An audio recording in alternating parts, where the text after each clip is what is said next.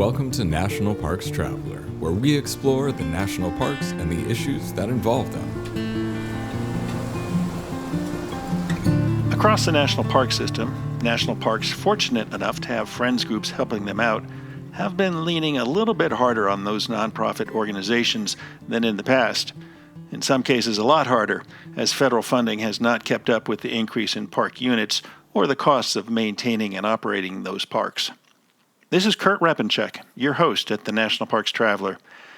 It seems the National Park Service can never get ahead of the costs of operating the park system. That's where National Park Friends organizations come into play. They raise charitable dollars to help cover the costs of programs and initiatives that the parks wouldn't otherwise be able to afford. The Blue Ridge Parkway Foundation has been doing this kind of work for 25 years. Today we're going to take a look back at the Foundation's many successes with Jordan Calaway, the Foundation's Chief Development Officer. We'll be back with Jordan after a short break. An attitude of gratitude can improve the way you manage your money. Enroll in Credit Score for free with Interior Federal Credit Union's digital banking and get started. Staying on top of your credit has never been easier. Join today to experience the benefits for yourself. Membership is required. Interior Federal Credit Union, federally insured by NCUA. Full of stunning photography and thought-provoking reads, Smoky's Life is a biannual magazine produced by Great Smoky Mountains Association. Members receive it free of charge each spring and fall, and it is available for purchase in retail stores throughout Great Smoky Mountains National Park and online at smokiesinformation.org. The Everglades Foundation, the only organization whose sole mission is to restore and protect America's Everglades. Learn more at evergladesfoundation.org.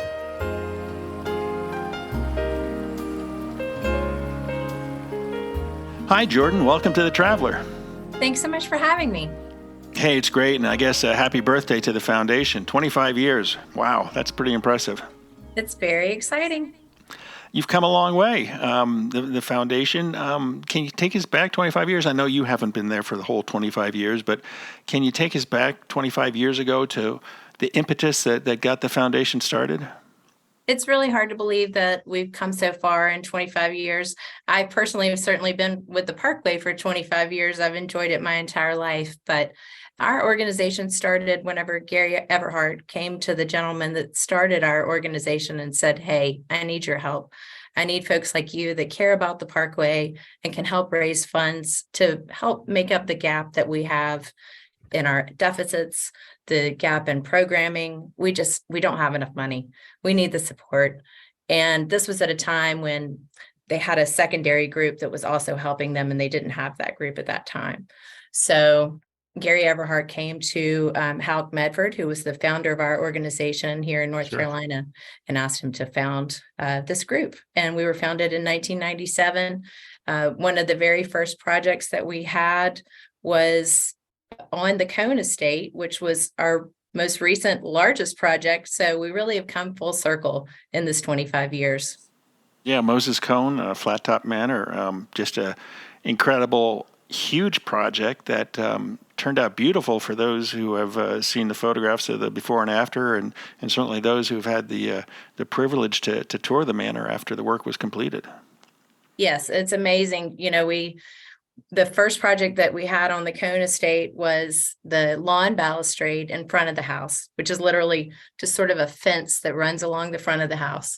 So it's amazing to think that we had that first very small piece, and now we have restored the entire exterior of the house, and we do hope to continue to work on the house. We've put over $3 million into it at this point, and we've certainly impacted other major portions of the landscape.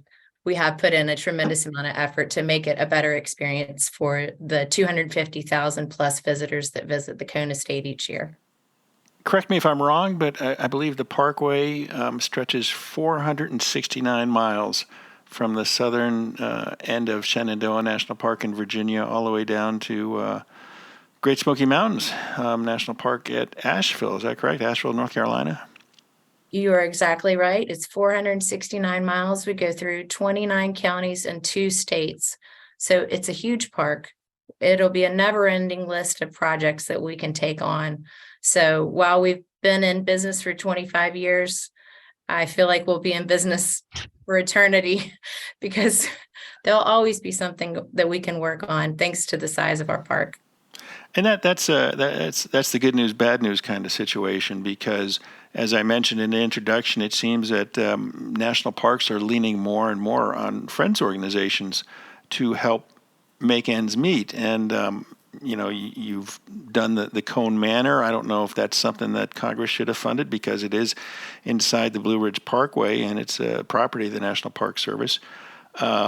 Another big endeavor that the foundation took on recently was the rehabilitation and reopening of the Bluffs restaurant after it was, closed up for a decade. That was no small endeavor. It was not, and that was to the tune of about $1 million. So I always joke with visitors to the restaurant that we spent about $1 million to make it look exactly like it did. So for that, without the mold and mildew. right. For that one, we did receive some federal support in the form of funding from the Appalachian Regional Commission. And we also received support from the state of North Carolina, from our government here in the state of North Carolina. They helped us replace the roof on the building, which was one reason why we did have the issues with water in the building. So one reason why we did the Bluffs restaurant was not only because the Park Service would like for us to take on that project, but because the community wanted us to. We're not only a partner to the Park Service, but we're a partner to the communities that surround the Parkway. Right. And, I can tell you from operating the Traveler for, we're into our 18th year now, there's a lot of interest out there for the Bluffs restaurant. And I know when it was closed, from time to time, we would get emails or comments saying, when is the Bluffs restaurant going to open? Is it going to reopen? A very popular place, goes back generations. Lots of memories were created there. Oh, tremendous memories. And I tell people all the time, we work with a magnificent park that has absolutely breathtaking views. It features some of the most biodiverse landscape in the world, but Bluffs Restaurant, Bluffs Lodge is the only part of our park that I have people burst into tears about. Really? And that's amazing to me. They don't burst into tears with me about, an overlook. They burst into tears about their memories and the time spent at the Bluffs Lodge and their time spent at the Bluffs Restaurant. So it's really tied up in their memories and their time spent with family at this special national park. No, absolutely. What about the Bluffs Lodge? I know there's a lot of comments also over the years about, is that facility ever going to reopen? I mean, lodging options along the Parkway are few and far between. And like the restaurant, the Bluffs Lodge held a lot of memories. And it just seems like it's in a steady state of decline, deterioration, and maybe it's to the point of no return in terms of the mold that is taking over. What can you tell us about that? It is tremendously sad, the condition that it's in at this point. It's truly a sad situation. We do have a responsibility to our donors to use their funds wisely. We recognize that people have a lot of emotions tied up in that building, and we could easily remodel it and turn it back into a facility for lodging. Is that the wisest use of our donors' funds? To turn it into something for sentimental reasons. So you also have to look at it in terms of a business. Is it the correct, in this day and time, in 2022, with that number of rooms? So we have a lot of different experts that we're working with and that the Park Service is working with, because it is their decision in the end. We don't hold the lease on that building. So it's a National Park Service facility at this point. So we are bringing in experts to help make this decision. Is this feasible? Is this a feasible business model at this point? It was for decades a wonderful facility. So it has to be, there's a lot of hard decisions and hard choices that have to be made. But we certainly are holding out hope that we can continue to use that facility as it was for generations, because we know that there's enough energy, there's enough funding out there to continue to use it in that way. But we have to work with the Park Service and we have to go with what the experts say. Sure, but sometimes experts spend too much time looking at the bottom line. Correct me. I think there's 12 rooms at the Bluffs Lodge. No, there's more than that. Is there? There is more than that. I'm sorry that I can't tell you the exact number off the top of my head, but I know it's more than 12. There's other issues in terms of air conditioning and cable and so on, and of course they have mold issues there. There would be major issues to making it inhabitable again. Sure. No, I don't disagree with that. And I know it's not 100 rooms, and you think about the experience on the Blue Ridge Parkway, and you have 469 miles, and you shouldn't try and cover those 469 miles as fast as possible. And if there are lodging set, a reasonable day's drive, so to speak, and not going 60 miles an hour, 55 miles an hour, but spending your time enjoying the parkway and ending up at a lodge. Maybe I'm just getting too old, but, going to a lodge that has a small number of rooms is, I think, more enjoyable, and with the parkway, more in keeping with the tradition of the parkway and more enjoyable than going to a place that has 300 rooms. Oh, sure. No, I personally totally agree with you. And I have had folks tell me that they remember times they were there and they heard other guests that were checking in that would say, "What do you mean you don't have cable, or you don't have this, that, or the other? And I require room service," or whichever. And that's the wonderful thing about the Bluffs Lodge, is that it wasn't about those types of amenities. It was about the view. It was about, the fact you could go out and see Wildcat Rock overlook, or you could have these hikes accessible to you, or you could go across the street and have pancakes. So I do hope we can recreate those experiences for people, but there are a lot of decisions left to be made. Sure. I'll point to one other place before we move on. Lake McDonald Lodge in Glacier National Park. I don't know exactly how many rooms they have there, but it's not hundreds and hundreds of rooms. And at the end of the day, all the day visitors disappear. And because there's just a set number of rooms at the lodge, it's almost like your own private national park, because it's very laid back and relaxed. And boy, that type of experience, I think, is something to really cherish when you explore the national park system, rather than when you go to Yellowstone. I hate to say it, because Yellowstone's one of my favorite parks, but when you watch Old Faithful go off with several thousand of your best friends shoulder to shoulder, it's certainly a different type of national park experience than a smaller, more personal setting. Oh, no, I'm with you for sure. And I do know Pisgah Inn on the Blue Ridge Parkway has really set a wonderful standard. And we would really love to do something with the Bluffs Lodge, and we'll follow the park's lead there, and we will continue to work with the local community. And we do have folks calling and writing every day about the Bluffs Lodge. And Nice. I have a great appreciation for national park lodges for sure. We're talking today with Jordan Calaway, the Chief Development Officer for the Blue Ridge Parkway Foundation, about the past 25 years and the good work that the foundation has done for the Blue Ridge Parkway. We're going to take a short break, and we'll be right back.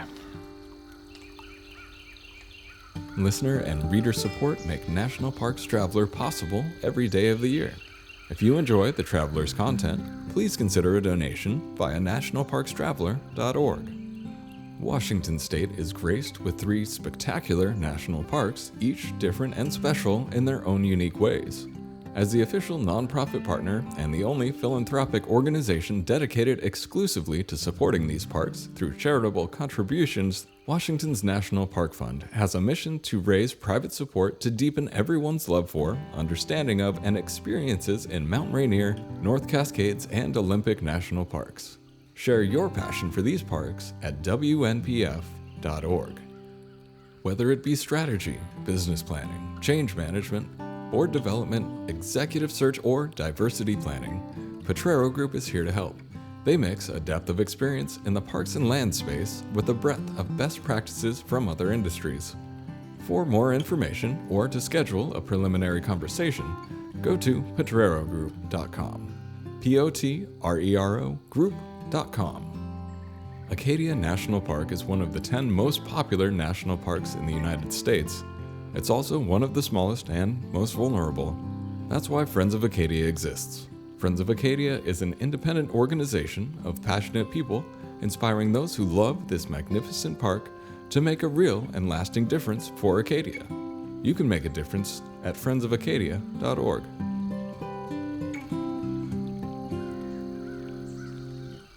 Okay, we're back with Jordan Calaway from the Blue Ridge Parkway Foundation. You know, another project that the foundation has kicked off is the Kids in the Parks program. That's really taken off. Kids in Parks has done amazingly well. And that, of course, began on the Parkway.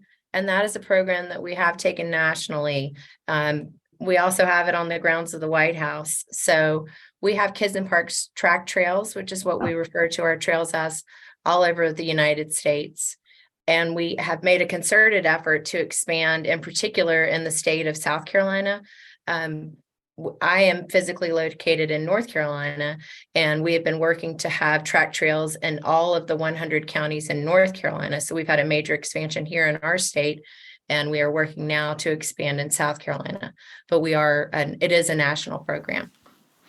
Yeah, no, it's really taken off. And, you know, I think the role it serves is incredible because, you know, across the country, it seems that more and more schools, elementary schools, and even high schools, because of the demands placed on them and the costs, are doing away with PE programs, physical education programs. And to have a program like Kids in the Parks and the track trails to get youth out into the parks, I mean, not only is it an incredible educational experience, but it introduces them to nature. That something can be a lifelong passion. We are trying to get kids outdoors, get them to appreciate nature, get them to become stewards of the land. We want children to appreciate that they have to care for our natural world. So we're not only getting them to get outside and be active, but we're also, through the different activity packets that we put out, teaching them about birds, trees. For example, we have a brochure about lichen. So they really can learn about anything and everything. It just depends on their curiosity. So our Kids in Parks program, the sky's the limit for sure for that program. That's great. That is really a great program. I didn't know that there was a track trail at the White House. There is. We actually got an award for it. So we have programs, Kids in Park trails. We'll have to check the number of states. That's the wonderful thing, is that we can expand so many different places and get kids outside. And so you can visit our Kids in Parks website and see all the trails. And then you can also not only visit our trails that are in county, state, and national parks, but you can also utilize our materials in your own backyard. So the materials that we produced are teaching you to appreciate nature in your own neighborhood and in the woods and behind your development, so you can appreciate the outdoors. So, Jordan, I have to tell you, I'm playing at the fiddle. I haven't mastered it yet. I'm not close to mastering it yet, but it's an enjoyable pastime when I walk away from my computer, that it totally gives me something else to focus on and enjoy. And I bring that up because of the role the foundation has played at the Blue Ridge Music Center. I mean, talk about reviving or keeping alive mountain music. What a great program. This is an amazing program. So the Blue Ridge Music Center is one of two national park facilities dedicated to the preservation of music. And so we're very excited to be a part of this. It's going on 10 years now that we've taken over the programs at the Blue Ridge Music Center. And it features music every day, free and open to the public, every day that the facility is open, which is the park season, depending on whatever the park decides each year. But it usually runs like April or May until the end of October, usually around then. So that facility, noon to 4, there is music available for free. And so we have some people that come every day to hear the musicians. And we have some really amazing musicians that come and perform for free for the public. And it's a wonderful public service. And we have people of all ages, people of all backgrounds. that come and they're exposed for the first time to old time traditional bluegrass music. And what we're trying to do is preserve this for future generations. And it's a wonderful opportunity for people to learn about this type of music and to continue on for future generations. We also have ticketed concerts throughout our season, our concert season, which is basically the summer. And those are on Saturday nights. And we have some amazing artists that we've had over the last several years, people like Allison Krauss, Ricky Skaggs, Steve Canyon Rangers, Steel Wheels. We have some great folks that have come through. Well, I'll just keep working on my fiddle, and maybe you can have me come out. We would love to have you come. We actually had Senator Tim Kaine pop by recently, senator from the state of Virginia, the Commonwealth of Virginia. He plays the harmonica and he loves bluegrass, and he was a fan of the Music Center, and he's a fan of the Parkway. And he popped by and he jammed with our Midday Mountain musicians, which is what we call the folks that play from noon to 4. Very nice. A few months ago. Very nice. I think it was last year. My co-host Lynn Riddick did a podcast on the Blue Ridge Music Center and talked to the director and was able to insert some music. Just a great resource and a great experience, because there's nothing like it, and being able to sit back and enjoy the music in that beautiful setting. It really is a big plus for the national park, the Parkway there. Oh, it's beautiful. So you sit back and you gaze and you look at Fisher Peak. That's the mountain that you can see. So for those that haven't been there, the Blue Ridge Music Center is an outdoor amphitheater. So whenever people call and they buy tickets, they're like, I want to buy my seat. You're literally buying a spot on a hillside. So you spread out your blanket or you pop up your camp chair and you're on a hillside and you're looking at this beautiful mountain peak. And for me, it's particularly wonderful because I happen to know that my husband's great grandparents lived at the base of Fisher Peak. Wow. So when I sit there and enjoying this wonderful concert, I'm thinking of his family. Nice. There. Very nice. So have the Foggy Mountain Boys played there? The Foggy Mountain Boys, not to my knowledge, they have not, though we have, of course, had Allison Krauss, but not to my knowledge. Yeah, that'd be a great concert. It would be. A lot of people, when you talk about the Blue Ridge Parkway, there's a very iconic setting there that comes to mind, and it's probably one of the most photographed spots on the Parkway, and that's the Mabry Mill. Mabry Mill is wonderful. It is such a beautiful spot, particularly in the fall. I think people would argue any time of year, but particularly in the fall. The mill, of course, in terms of the setting, the water, it's always an issue, the operation there. So we have done all we can to try to support the efforts to keep that running. We did rebuild the flume there. Our donors funded that. And we have provided funding to keep the big wheel turning, as we say.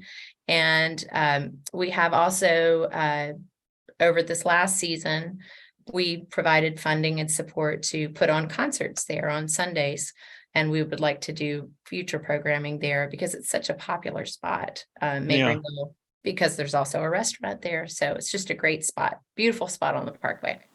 Yeah, and such, gazing into yesteryear, so to speak, with that grist mill and the wheel moving. And yeah, as you mentioned, the foundation has written a lot of checks to make sure that can continue to function and be kept in operational condition.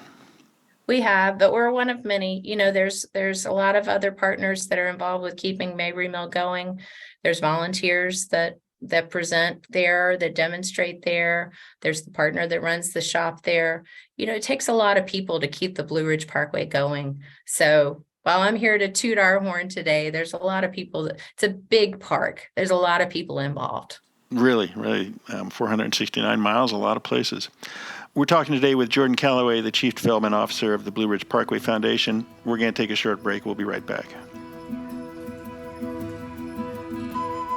The Grand Teton National Park Foundation is a private, nonprofit organization that supports projects that protect and enhance Grand Teton National Park's cultural, historic, and natural resources.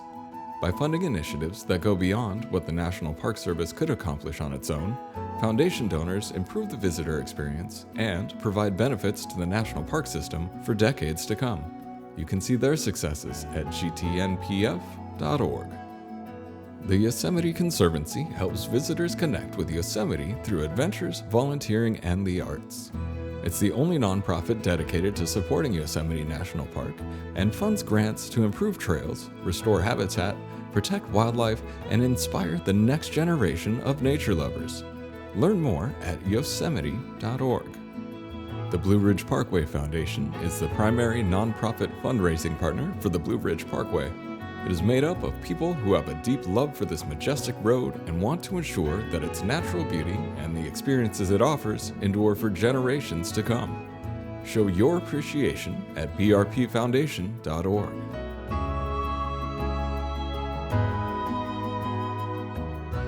We're talking today with Jordan Calaway, the Chief Development Officer for the Blue Ridge Parkway Foundation, one of the friends groups across the national park system that really works hard to raise philanthropic dollars to help the parks get by. And is it safe to say, Jordan, that over the years there's been a change in direction or in philosophy in what the foundation will agree to do or won't agree to do? I know some foundations don't like to get into the bones and muscle work, so to speak, of national parks, and some will do it. We'll do it once, but we're not going to. Don't expect us to do this every year.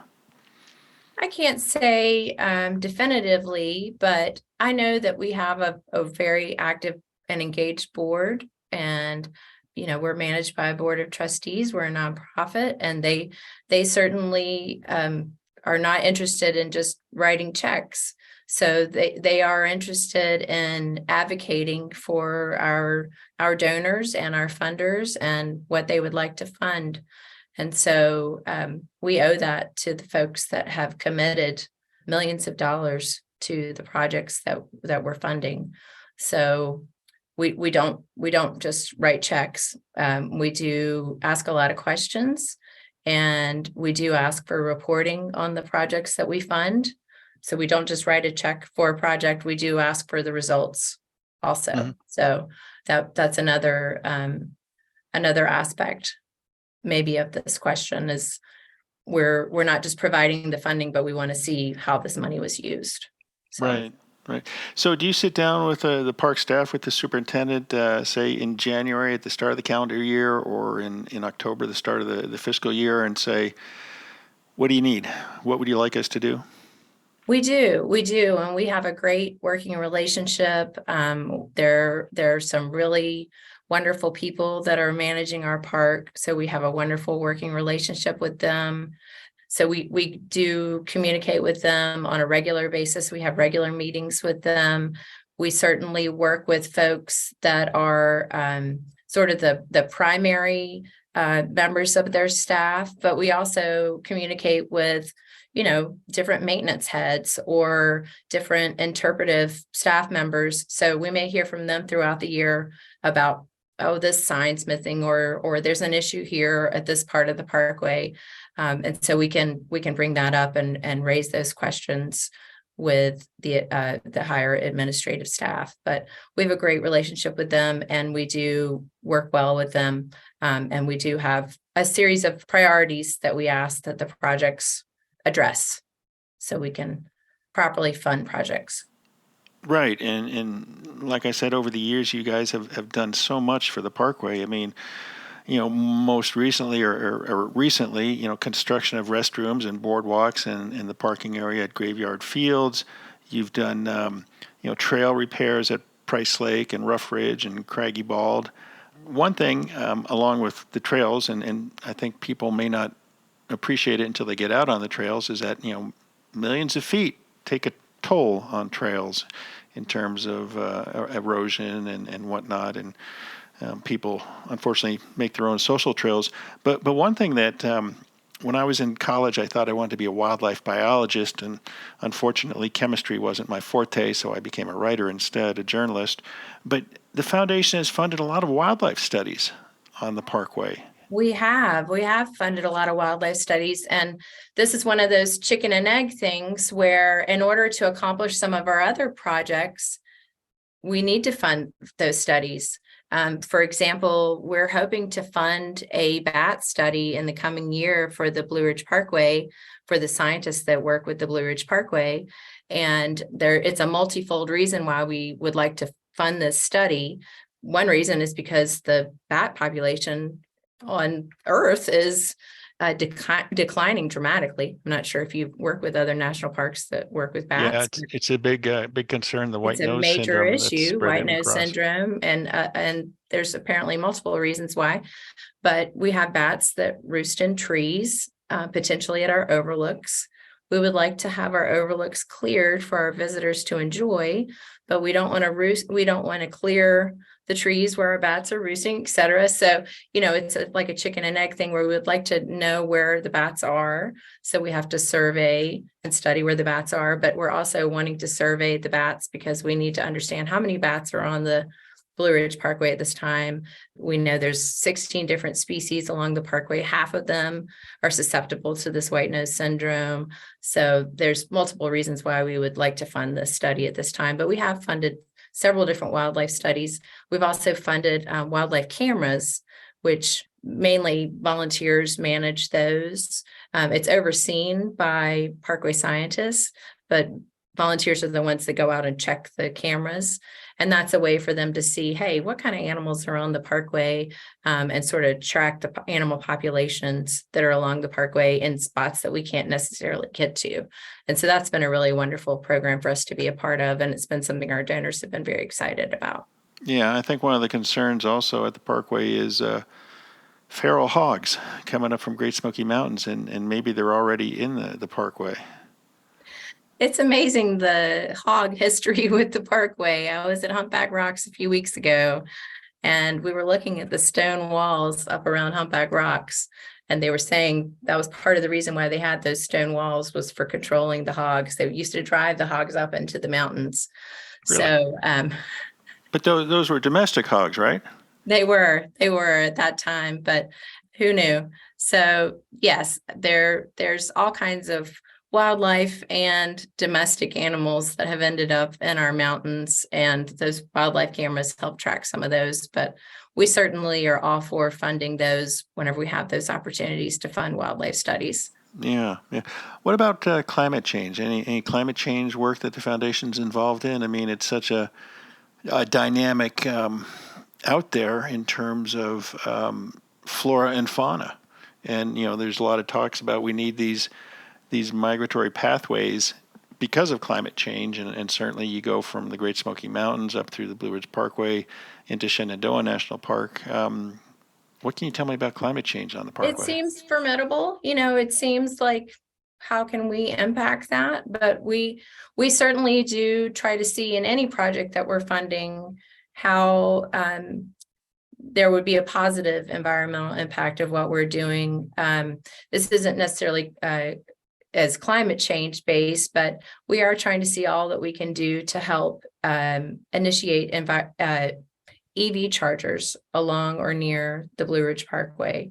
So that's something that we're trying to initiate. So, and you could also make the case that traveling on the Blue Ridge Parkway in some ways could be seen as environmentally friendly because we're not having people jump on planes and fly across to our Western national parks. So that might be a bit of a stretch, but we're certainly always open to trying to fund projects that would help slow climate change for sure. Yeah, and I'm wondering about projects that monitor changes coming to the parkway's vegetation. Is it too soon to talk about that, or? Well, we have funded in the past in terms of interns that would work, like say with plant studies. We funded interns for that, and we have funded like seed collection and so on. So it may seem small, but hopefully would have a larger impact further down the line. And there are some cross-park projects. So we have some projects that the Blue Ridge Parkway works on with the Great Smoky Mountains and with other parks. And so working together, we can hopefully initiate larger change. For example, that bat study is something that's the Smokies and the Blue Ridge Parkway. Because Yeah. we certainly overlap, and then we also have projects that we work on with other land management agencies, such as the Forest Service. What's your next big project? I mean, you've restored the Bluffs restaurant, and you've taken care of the exterior of the Flat Top Manor. Looking for another project, or do you have something on the drawing board already? I would love another big tangible project like those. We are trying to sort of take a step back and do some strategic planning. We're doing some strategic planning for the Blue Ridge Music Center because it is such a amazing jewel on the Blue Ridge Parkway, and look at what we can do to make it a better experience for visitors in terms of the parking and how we can make the facility and the programming better for visitors and work with the park on that. We're also trying to help the park fund some different assessments and planning, just big picture. But before we have a better idea on some of these other historic structures, we really can't move much further on those at this time. Yeah, yeah. Well, Jordan, it's been a pleasure catching up with you today and learning about the great work the foundation, not only over the past 25 years, but more recently, that people can see and enjoy. And really looking forward to your next big project. I'm looking forward to it as well. Thank you so much, Kurt. I appreciate this opportunity. That's our show for this week. I hope you enjoyed it. We're halfway through our year-end fundraising campaign, and if you haven't donated yet, I hope you'll consider supporting The Traveler. We are the only news organization that focuses our daily coverage on national parks and protected areas. Reader and listener support power that reporting, and without it, The Traveler wouldn't exist.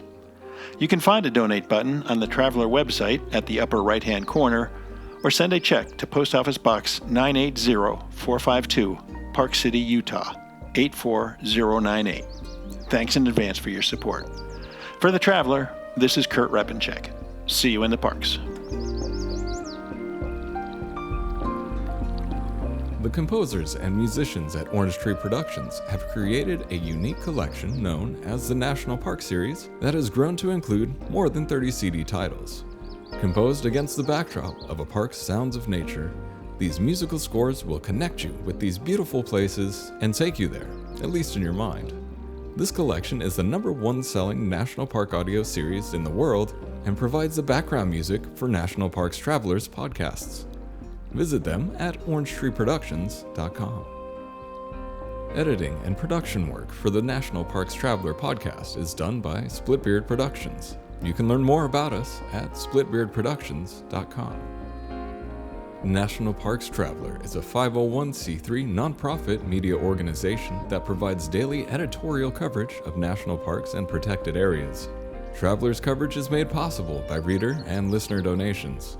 Visit us at nationalparkstraveler.org.